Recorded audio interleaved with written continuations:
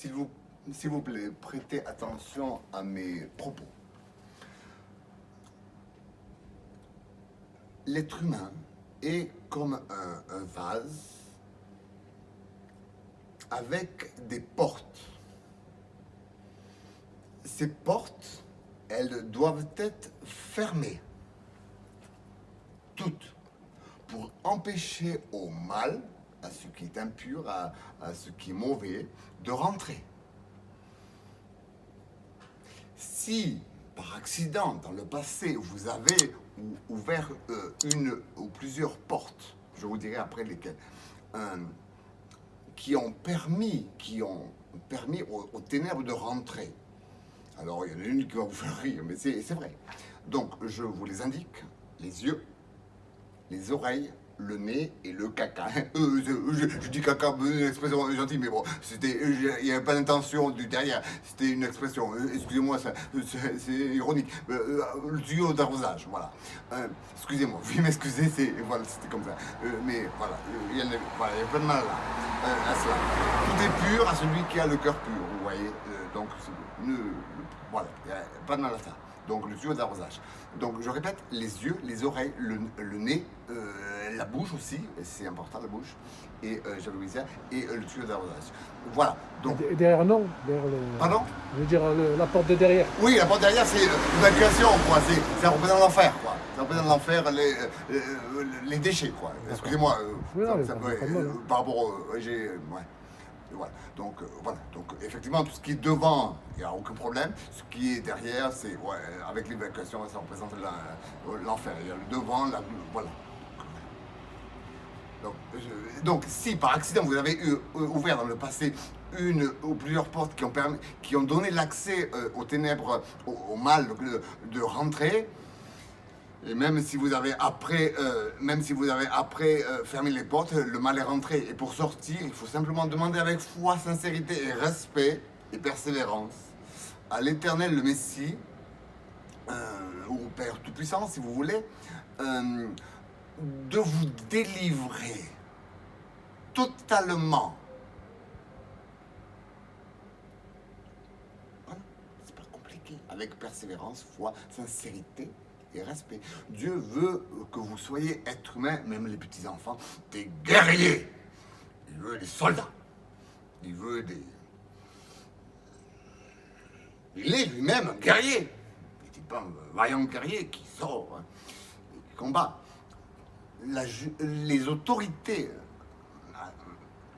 je m'adresse aux personnes du gouvernement qui ont des positions d'autorité, les avocats, y compris par rapport au droit. C'est important de faire droit et de faire justice. Que ce soit la justice par rapport au commerce équitable, pas exploitation de l'agriculteur ou de celui qui récolte les fruits ou les céréales ou les poissons, les coquillages. Le commerce doit être équitable. On n'exploite pas son prochain. Je suis désolé, on n'exploite pas le faible, dit l'Éternel. Non, il faut justice. Une petite parenthèse, un petit constat, une photo par rapport à un constat. Le salaire du pécheur, du méchant, faites un constat, observez. Le salaire du méchant sert au péché, n'est-ce pas? C'est ça. Le constat. Les gens reçoivent un certain montant d'argent et...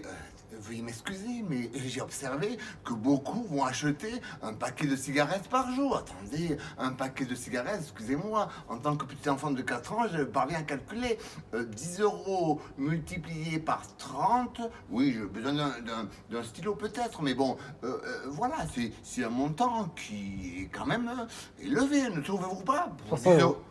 Pour 10 €, permettez-moi de vous dire qu'on mange sans problème un bon repas par jour pour la famille, en couple.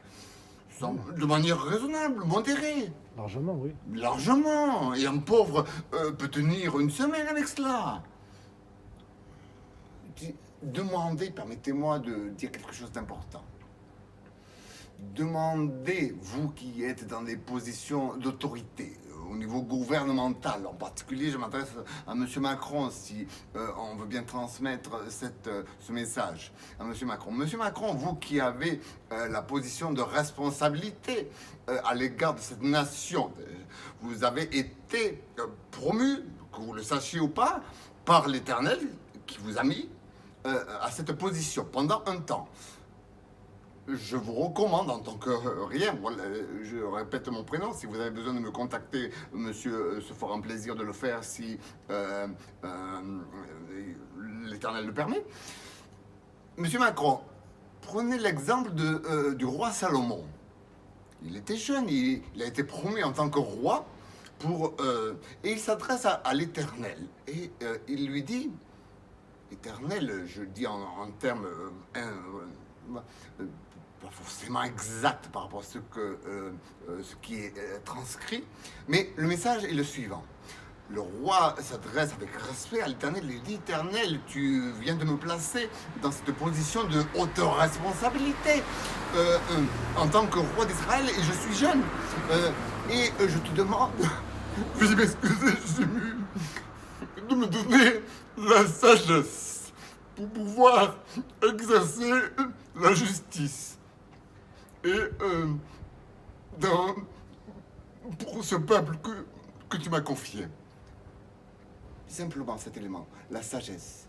Et soyez un exemple pour la nation, pour que les autres, voyant votre exemple de sagesse dans les mesures que vous prendrez, que si vous faites ce que je vous recommande vraiment, la nation sera considérée à l'égard de toutes les autres en disant la France, M. Macron fait preuve depuis un certain temps d'une sagesse exemplaire. Nous entendons de telles mesures prises dans la nation et en effet les situations conflictuelles s'améliorent.